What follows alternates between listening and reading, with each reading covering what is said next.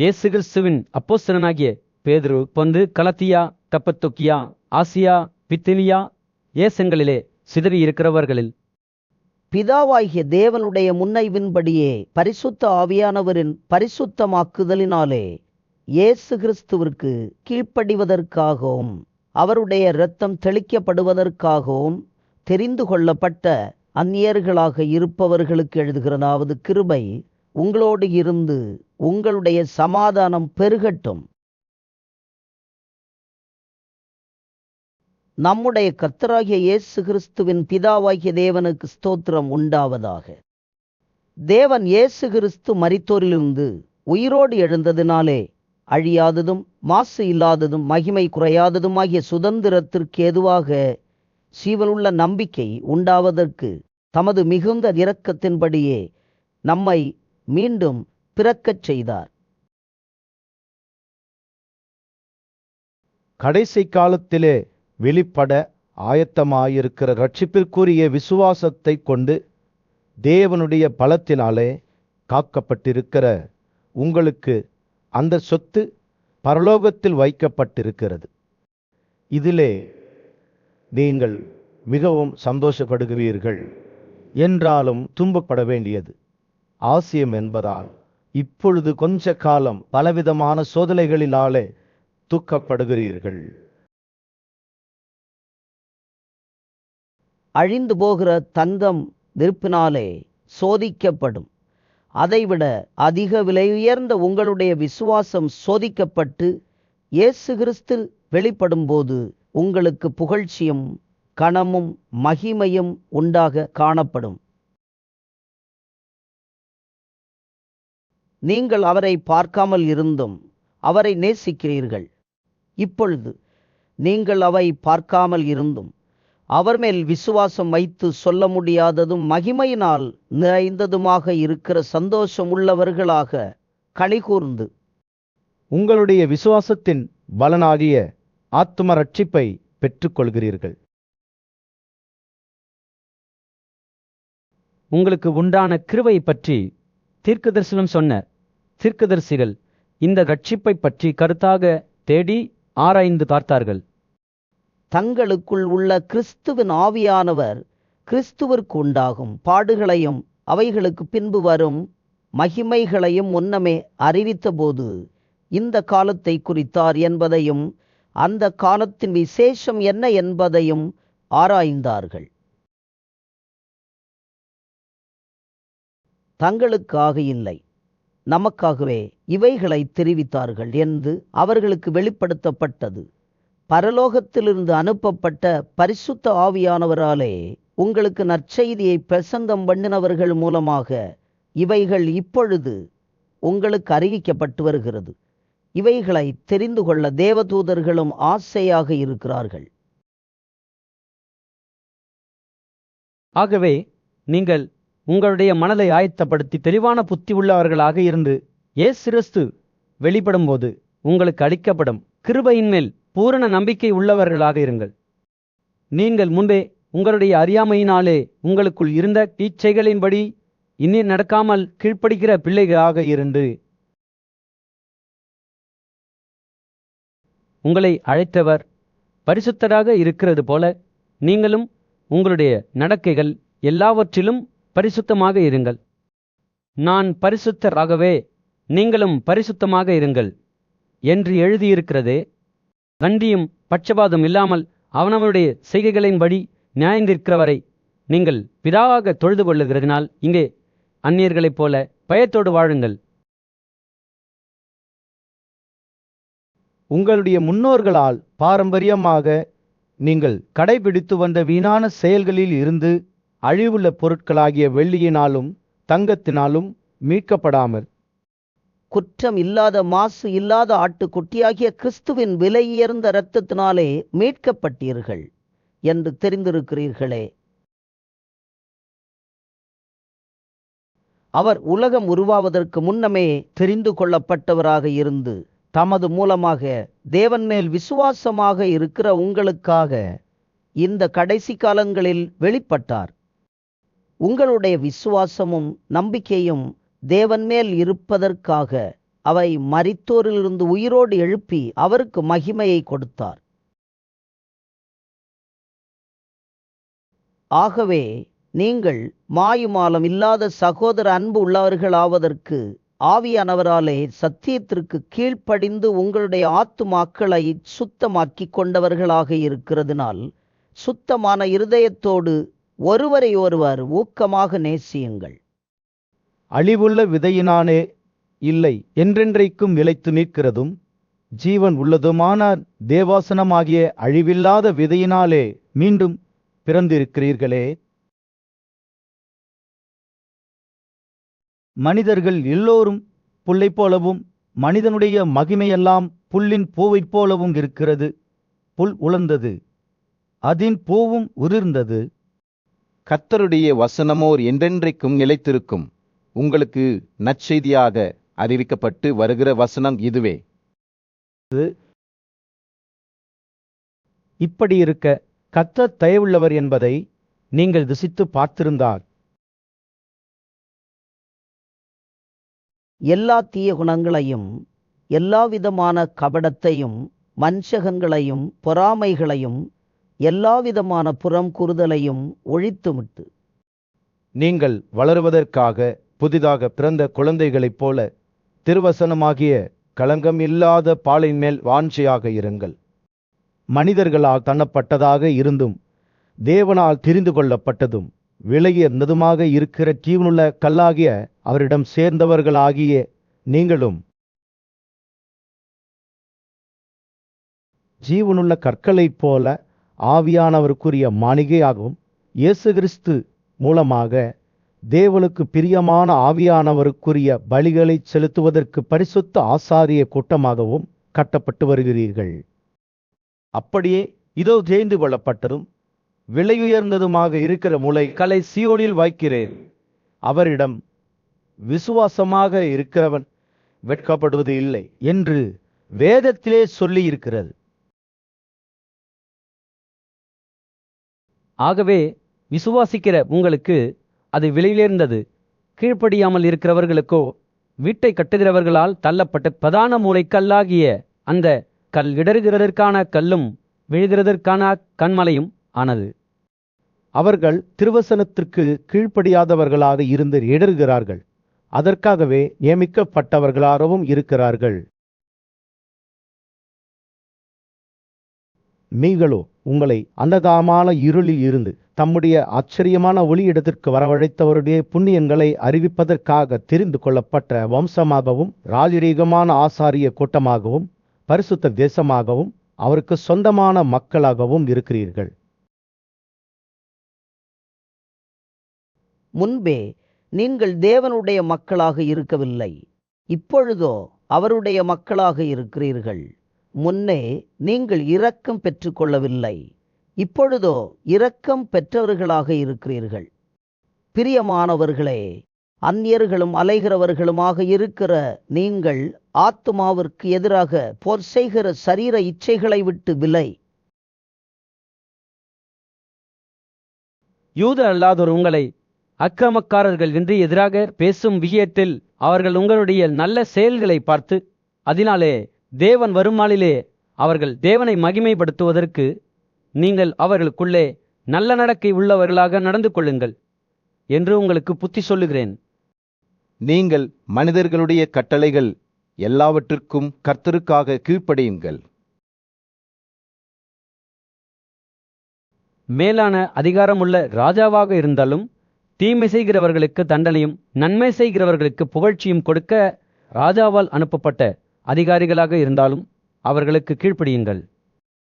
நீங்கள் நன்மை செய்கிறதுனாலே புத்தியீனமான மனிதர்களுடைய வார்த்தைகளை அடக்குவது தேவனுடைய விருப்பமாக இருக்கிறது. சுதந்திரம் உள்ளவர்களாக இருந்தும் உங்களுடைய சுதந்திரம் தீய குணத்தை மூடுகிறதாக இல்லாமல் தேவனுக்கு அடிமைகளாக இருங்கள். எல்லோரையும் கனம் பண்ணுங்கள். சகோதரர்களிடம் அன்பாக இருங்கள். தேவனுக்கு பயந்திருங்கள். ராஜாவை கனம் பண்ணுங்கள். வேலைக்காரர்களே, அதிக பயத்தோடு உங்களுடைய எஜமான்களுக்கு கீழ்ப்படிந்திருங்கள். நல்லவர்களுக்கும் சாந்த குணமுள்ளவர்களுக்கும் மட்டும் இல்லை, மேட்டு குணமுள்ளவர்களுக்கும் கீழ்ப்படிந்திருங்கள். ஏனென்றால் ஒருவன் அநியாயமாக பாடுகள் படும்போது தேவனை நினைத்து கொண்டே உபத்திரவங்களை பொறுமையாக சகித்து கொண்டால் அதுவே தேவனுக்கு பிரியமாக இருக்கும். நீங்கள் குற்றம் செய்து அடிக்கப்படும் போது பொறுமையோடு சகித்து கொண்டால் அதனால் என்ன நன்மை உண்டு? ஆனால் நீங்கள் நன்மை செய்து பாடுகள் படும்போது பொறுமையோடு சகித்து கொண்டால் அதுவே தேவனுக்கு முன்பாக பிரியமாக இருக்கும். இதற்காகத்தான் நீங்கள் அழைக்கப்பட்டிருக்கிறீர்கள். ஏனென்றால் கிறிஸ்துவும் உங்களுக்காக பாடுகள் பட்டு நீங்கள் அவருடைய அடிச்சுவடுகளை பின்பற்றி வருவதற்காக உங்களுக்கு முன்மாதிரியை வைத்து போனார். அவர் பாவம் செய்யவில்லை, அவருடைய வாயிலே வஞ்சனையும் காணப்படவில்லை. அவர் தூஷிக்கப்படும்போது பதிலுக்கு தூஷிக்காமலும் பாடுகள்பட்ட போது திரும்ப பயமுறுத்தாமலும் நியாயமாக நியாய தீர்ப்பு செய்கிறவருக்கு தம்மையே ஒப்புவித்தார். நாம் பாவங்களுக்கு செத்து நீதிக்கு பிழைத்திருக்கத்தக்கதாக அவர் தாமே தமது சரீரத்திலே நம்முடைய பாவங்களை சிலுவையிலே சுமந்தார். அவருடைய தழும்புகளால் குணமானீர்கள். சிதறிப்போன ஆடுகளைப் போல இருந்தீர்கள். இப்பொழுதோ உங்களுடைய ஆத்துமாக்களுக்கு மேய்ப்பரும் கண்காணியுமாக இருக்கிற இயேசு கிறிஸ்துவிடம் திரும்பி வந்திருக்கிறீர்கள்.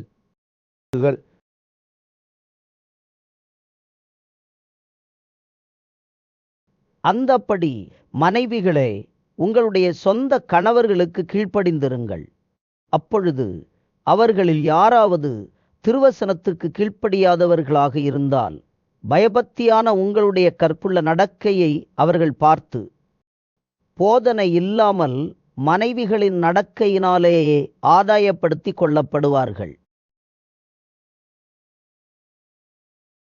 முடியை பின்னி தங்க ஆபரணங்களை கணிந்து விலையுயர்ந்த ஆடைகளை உடுத்திக் கொள்கிற வெளிப்புற அலங்கரிப்பு உங்களுக்கு அலங்காரமாக இல்லாமல் அழியாத அலங்கரிப்பாக இருக்கிற சாந்தமும் அமைதியுமுள்ள ஆவியாகிய இருதயத்தில் மறைந்திருக்கிற குணமே உங்களுக்கு அலங்காரமாக இருக்க வேண்டும்.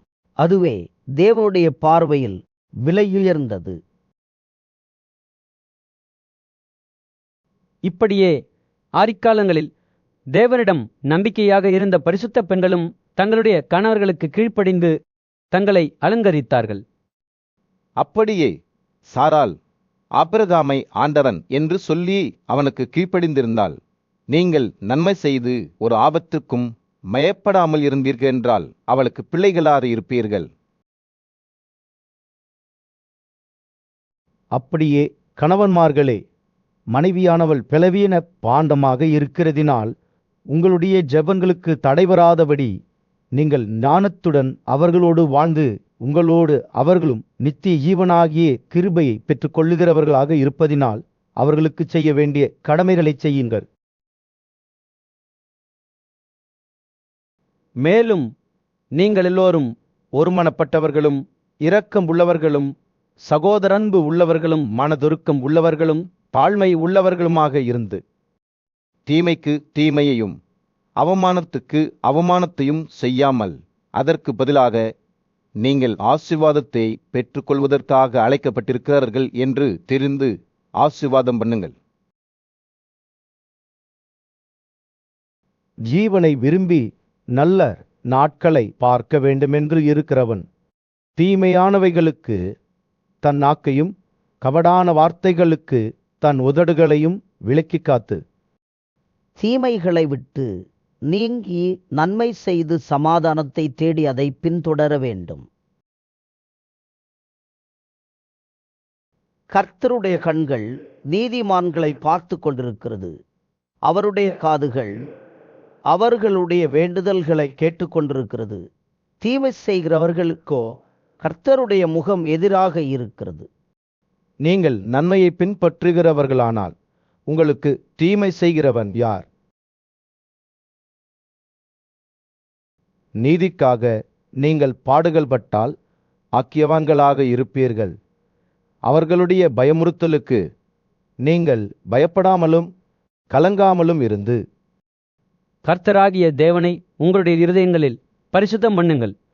உங்களுக்குள் இருக்கிற நம்பிக்கையை பற்றி உங்களிடம் விசாரித்து கேட்கிற எல்லோருக்கும் சாந்தத்தோடும் மரியாதையோடும் பதில் சொல்ல எப்பொழுதும் ஆயத்தமாக இருங்கள். கிறிஸ்துவுக்குரிய உங்களுடைய நல்ல நடக்கையை அவமதிக்கிறவர்கள் உங்களை அக்கிரமக்காரர்கள் என்று உங்களுக்கு எதிராக சொல்லுகிற விஷயத்தில் அவர்கள் வெட்கப்பட்டு போகும்படி நீங்கள் நல்ல மனச்சாட்சி உள்ளவர்களாக இருங்கள். தீமை செய்து பாடுகள் அனுபவிப்பதை விட தேவனுக்கு விருப்பமானால் நன்மை செய்து பாடுகள் அனுபவிப்பதே மேன்மையாக இருக்கும்.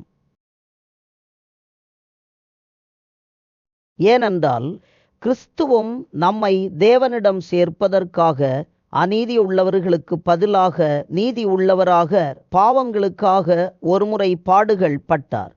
அவர் சரீரத்திலே கொலை செய்யப்பட்டு ஆவியிலே உயிர்ப்பிக்கப்பட்டார்.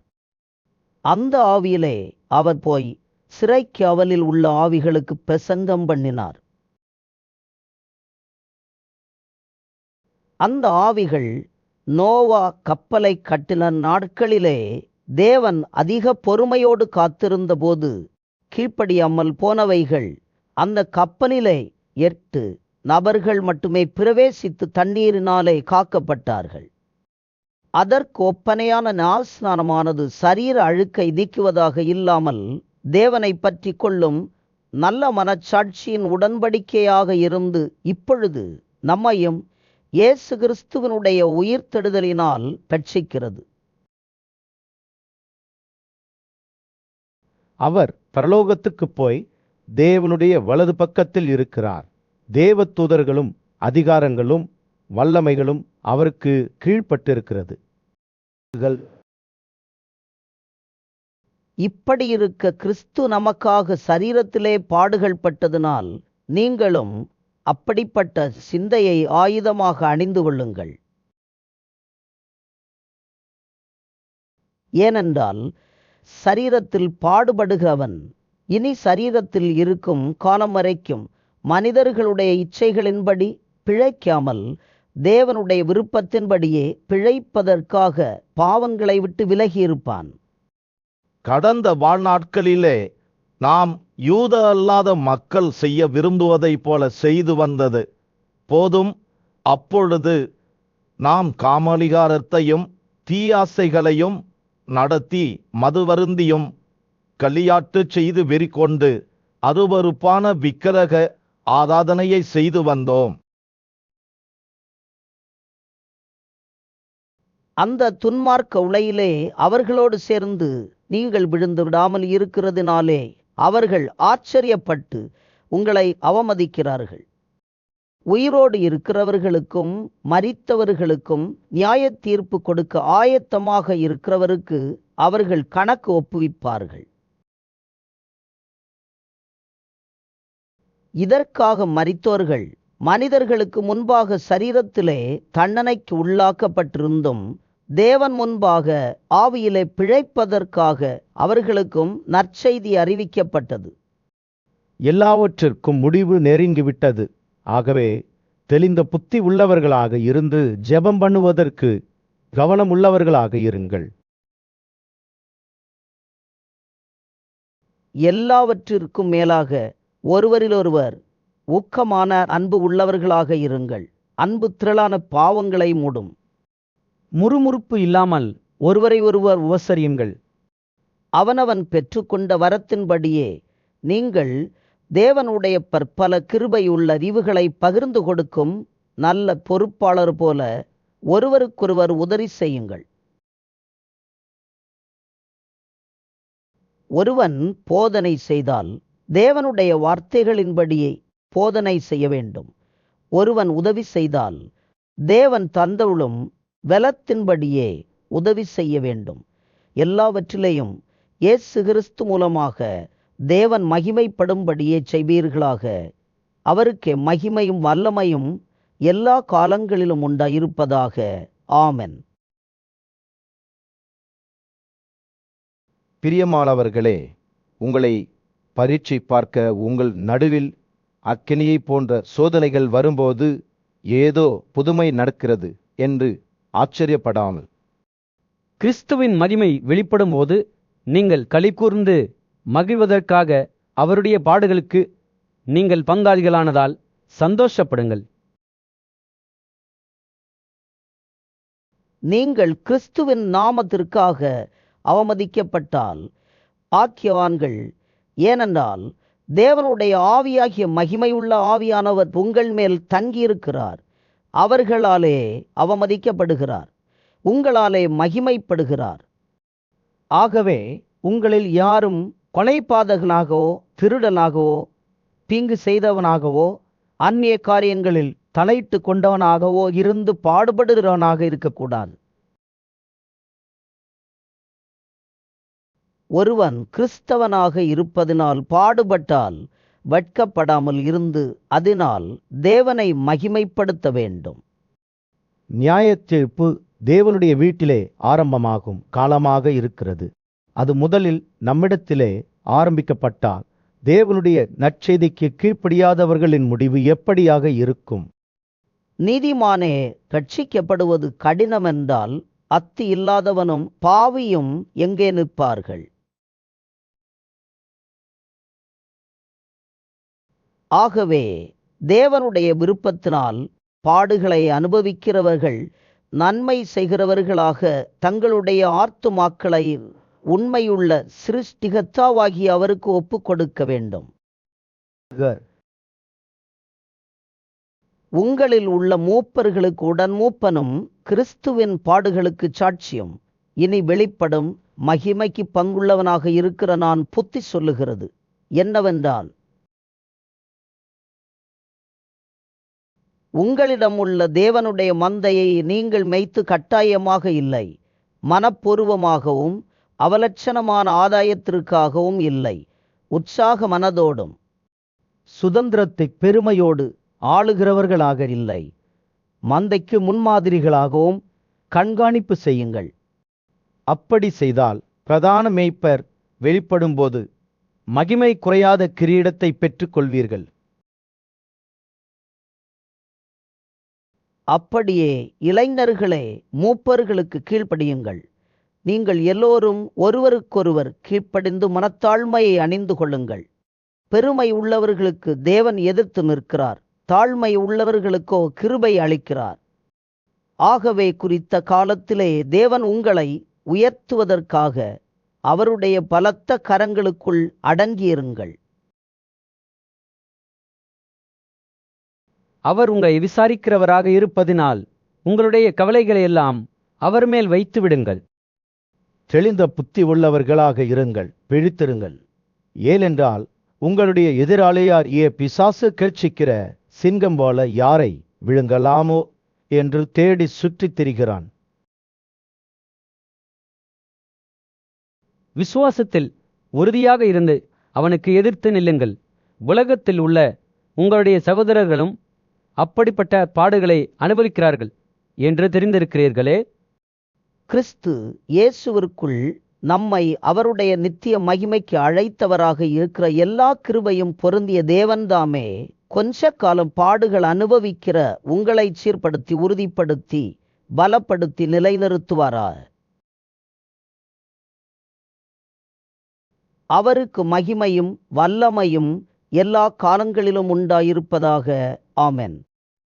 உங்களுக்கு புத்தி சொல்லுவதற்கும் நீங்கள் நிலை கொண்டு நிற்கிற கிருபை தேவனுடைய உண்மையான கிருபைதான் என்று சாட்சியிடுவதற்கும் நான் சுருக்கமாக உங்களுக்கு எழுதி உண்மை உள்ள சகோதரனாக எனக்கு தோன்றுகிற சில்வானுவின் கையிலேயே கொடுத்து அனுப்பியிருக்கிறேன். உங்களோடு தெரிந்து கொள்ளப்பட்டிருக்கிற பாபிலோனில் உள்ள சபையும் என் மகனாகிய மார்க்கும் உங்களுக்கு வாழ்த்துதல் சொல்லுகிறார்கள். ஒருவரை ஒருவர் அன்பின் முத்தத்தோடு வாழ்த்துதல் செய்யுங்கள். கிறிஸ்து ஏவருக்குள்ளான உங்கள் அனைவருக்கும் சமாதானம் உண்டாவதாக. ஆமென்.